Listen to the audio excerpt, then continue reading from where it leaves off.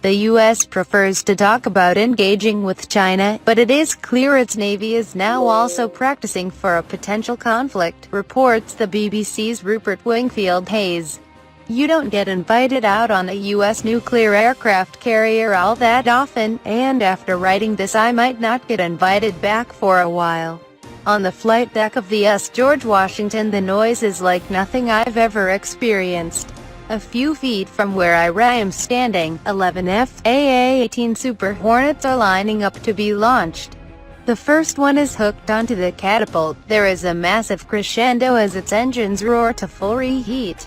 Then, in a cloud of white steam, the 15-ton jet is thrown down the deck and off the end of the ship like a toy.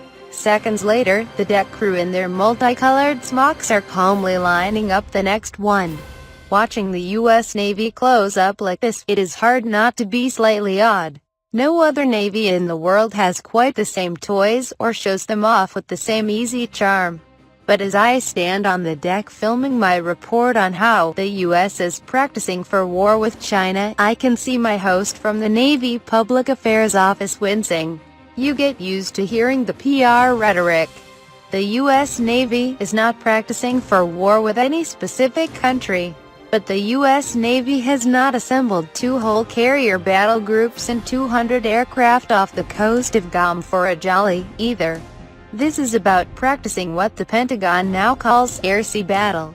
It is a concept first put forward in 2009, and it is specifically designed to counter the rising threat from China. A few minutes later I am standing on the bridge of the George Washington with Rear Admiral Mark Montgomery, the commander of Carrier Strike Group 5.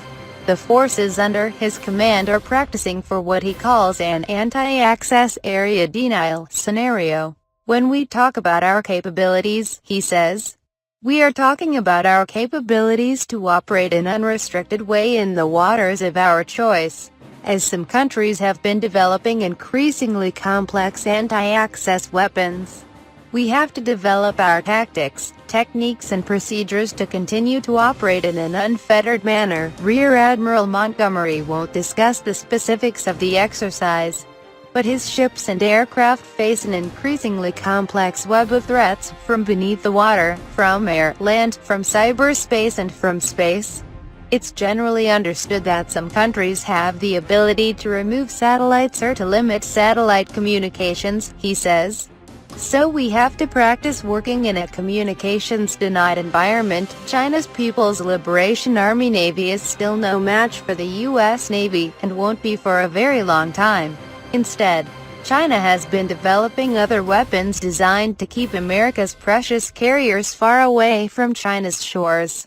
These include new quieter submarines, long-range hypersonic anti-ship missiles and, perhaps most worrying, very accurate medium-range ballistic missiles that have been dubbed carrier killers.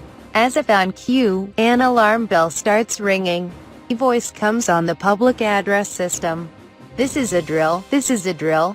Black smoke, black smoke. The George Washington is under simulated attack. Part of the ship is reported to be on fire. Teams rush to contain the damage.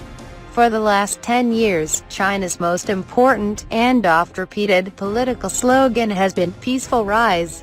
It is designed to reassure Beijing's neighbors its growing military might is no threat. But since President Xi Jinping came to power last year, there has been a distinct change.